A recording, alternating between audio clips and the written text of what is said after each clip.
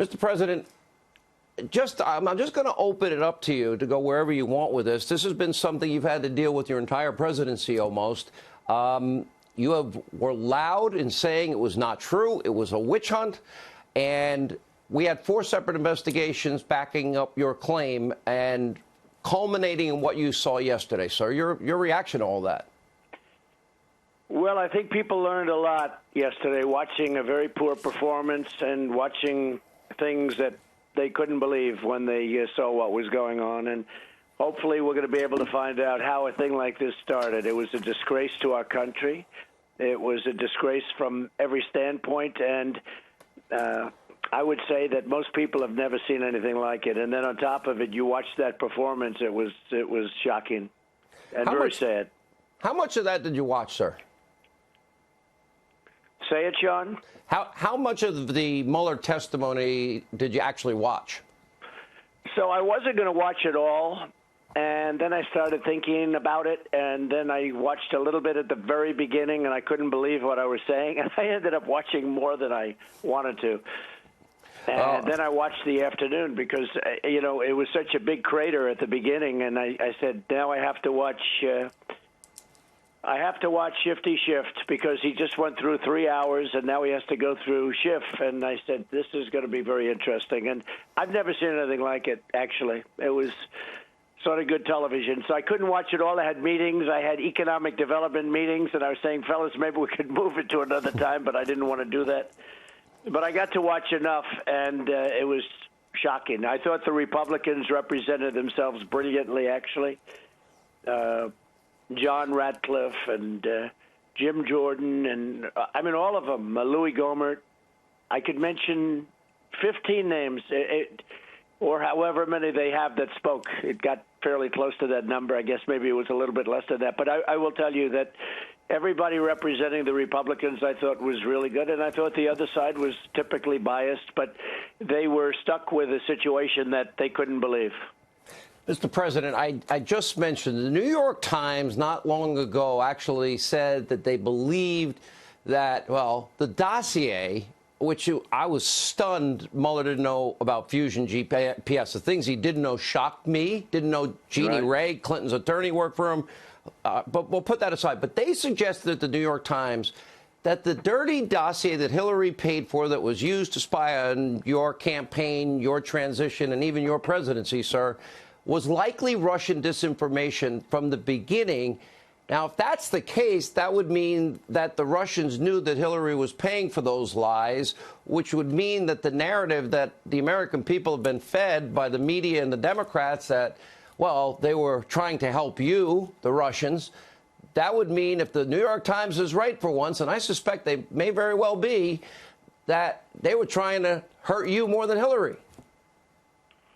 Well, based on the fact that we've just become, and, fairly recently, a little while ago, the number one oil and gas producer and energy producer in the world, by far, Russia, Saudi Arabia now second and third, based on the fact that we now have the best, we will soon have the most modern military we have ever had with the best equipment, the best, newest planes, and all of the things that we've done, and so many other things, Sean. Based on all of that, the last person they should want is me.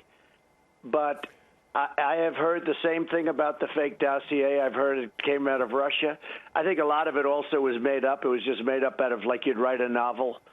But it was a fake, and it was paid for by the Democrats and paid for by Hillary Clinton and the DNC, and it's incredible. These are incredible stories. Nobody would write a novel like this because people wouldn't believe it. It wouldn't be believable. Mr. President, I famously have asked Lindsey Graham. He really, when Attorney General Barr was before his committee, he went through a list of things. Do you feel that Mueller did a good job? Did he have the resources? Do you believe that his team had every opportunity? You turned over 1.5 million documents. I can't believe you encouraged everybody to testify before Congress, before the special counsel. I was shocked McGahn did, but we'll put that aside here.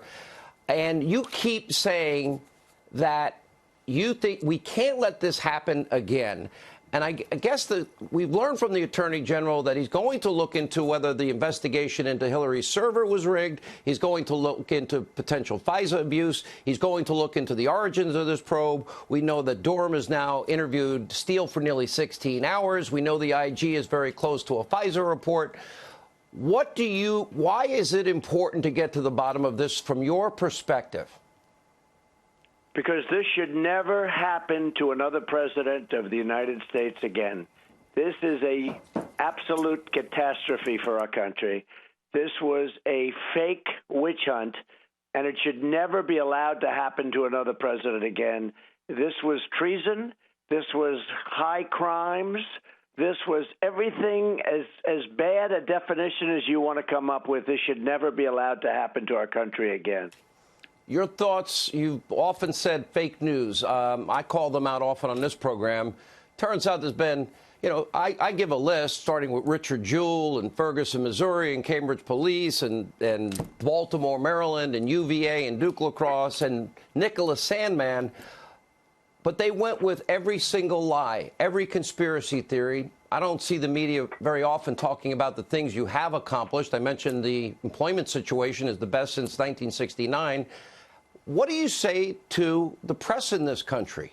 The press that is supposed to be fair, balanced, objective, down the middle. I'm a talk show host. I'm like the whole newspaper. We do everything.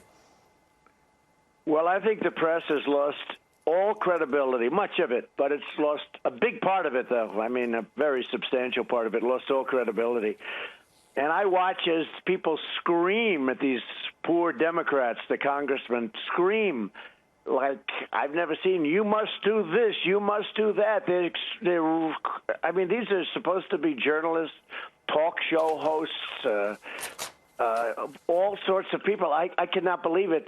And they're actually trying to force them to do what they want to be done. I've never seen anything like it. And I've seen it. They use the word unhinged. They are unhinged. The media has become totally unhinged. They're very dishonest. And when I say enemy of the people, when people give purposely false stories and when they try and get politicians to do things that are wrong and they know they're wrong, that really is the enemy of the people. It's fake news, but it's the enemy of the people, more importantly. In other words, that if you're claiming to be fair, balanced, objective, and down the middle, and you purposely lie and you don't have any interest in the truth, you make a distinction between the two, and I've heard you say that many times. I'm interested in this question because you were very critical of Mueller. The whole issue of whether or not you had told your counsel to fire him, you had the authority, according to Alan Dershowitz, many constitutional attorneys I've interviewed, under Article 2 for conflicts of interest. You could have fired Mueller yourself. But my question is, now that you saw how little he actually knew, do you have a different opinion of him? Did you at any point almost feel sorry for him during this? So I had the absolute right to fire him, but I didn't. And I never suggested to do it. But I had the absolute right to fire him under Article 2 and perhaps for other reasons. But I didn't do it. I didn't do any of the things. When they say he said he was going to do this or said he was going to do, I didn't do any of it. And it's really incredible when I hear this. And, the whole concept of obstruction, first of all, they create a phony crime, which was just a terrible thing to say about somebody, especially somebody that loves the country as much as I do. So they create this phony crime, and then they say he obstructed. They said there was no collusion, but he obstructed. And there has never been anything like this ever before in our country. This crime was the crime was committed on the other side. And we'll find out about that. We have a great attorney general who's looking at it. I'm not involved in that. He's looking at it. And, I've been hearing a lot of the media actually is talking about investigate the investigators and a lot more than that. And I think that things are, I just see it. I feel it. I think a lot of good is going to come out of it. We went through hell. A lot of people went through hell. They came down to Washington wanting to do a phenomenal job for the people, and they get served with papers to come and testify and go before grand juries. And by the way, nothing affected the Trump, because, all of these things like the Russian bloggers, they had nothing to do with us, and everybody knew it. In fact, there's a little sentence in there saying that it had nothing to do with the Trump administration, but it was like a lot of people, 24 people or something, a lot of bloggers in Russia. They'll never see these people. They know that. They sent out papers to these people. They'll never see them. The people probably never even got the papers. But all of these people, none of them had, they went through people with old tax cases, cases that were not even going forward, and, just went after them viciously and violently. General Flynn, who's a good man, what they did to General Flynn, and so many others. Hope Hicks, this wonderful young woman, and she spent much of her time in Washington fighting off, horrible stories and things, and she's just a high-quality person. So many. I mean, I could name almost everybody, what they went through, and still to this day. I mean, I heard some of the media saying that they thought Mueller performed okay. In other words, they let a day go by, and then they'll try and spin it. These are very dishonest people. These are very bad people. Mr. President, the power of the pardon, I actually think the best pardon you gave is to Alice Marie Johnson. I think you commuted her sentence to be more accurate, right. Is absolute. Have you at any point ever considered in the back of your mind a pardon for any of the people you mentioned, or you would wait? I think you had said at one point you wouldn't consider it until after it all worked through. Well, I don't want to comment on that as far as the pardons are concerned. Yes, it is absolute, and it's a beautiful thing. I've had people, Jack Johnson, the heavyweight champion of the world in the early 1900s, and he went to jail for, no reason. And so many other things, and Alice Johnson's another good example. And, I really feel good about giving it where people have been treated unfairly and abused, actually. But I haven't talked about it with respect to what's going on now. I mean, I think there's a whole new day starting. I think, I used to use, and I still use, drain the swamp. We have some very, very bad people in government that would be willing to do very bad things and for bad reasons. So I don't mention pardon, but I don't say what's going to happen in the future. I just don't comment on it. Mr. President, last question on this, and I want to switch to 2020 if I may. Comey, McCabe. Comey signed the first FISA warrant, which opened the door. Apparently, according to Nunes and the Grassley-Graham memo, the bulk of information was Hillary's bought and paid for dirty Russian dossier. And we found out from John Solomon last week that they had a spreadsheet. Even the FBI in early 2017 said 90-some-odd% of this thing was false, garbage, not true. Comey, though, signed it. That allowed a backdoor through Carter Page to spy on your campaign, later transition, and then presidency. But McCabe, Strzok, Page, Brennan, Clapper, maybe sourcing out what would be illegal intelligence gathering. And we know the Attorney General is there. Is there any of these names? What do you think of these people? Because James Comey signed the first FISA application in October 2016, went to Trump Tower in January 2017 and told you it's unverified. Months earlier, he swore on that application, the FISA application, that it's verified. So he lied. What are your thoughts about these people today? Well, Comey is a liar and a leaker, and that's obvious, and all you have to do is just follow him along and see what he said to Congress. Clapper and Brennan and all of these people, McCabe, these are bad people. In my opinion, they're very bad people. They've been very bad for the country. They were, I used to think, incompetent, but they're really, I guess, competent at other things and maybe bad things. But you will see what happens. I mean, I guess a lot of things are coming out, and it's going to be very interesting. And it will be great to clean up a real big mess because, again, it can never happen. This can never be allowed to happen again, Sean. Mr. President, you have the power to literally release the FISA applications and the 302s and the Gang of Eight information, and you made a decision to hand it over to the Attorney General. and let him decide? And I'm curious as to why. Well, we have a very respected gentleman, a very high-quality person named William Barr, and I can tell you he's working so hard. And rather than just doing a total release, I gave him a total release. In other words, he's got everything. Anything he needs, he's got. He's the Attorney General of the United States. He's got a lot of very good people under him that I guess are involved. And I gave them a total release. So all of it's been released, and he has all of it. I've also given him authorization to release it to whoever he wants, whether it's his people or, frankly, perhaps people like Devin Nunes, who is a star. What he's done and the amount of suffering he's gone through, you know what they did with him, where they tried to drive him right out of politics, and probably worse than that.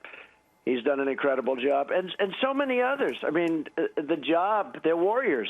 I'll tell you, the good side of all of this is the level of intelligence and strength and goodness that we've had on the Republican Party. A lot of them, not everybody, of course, but we've had tremendous.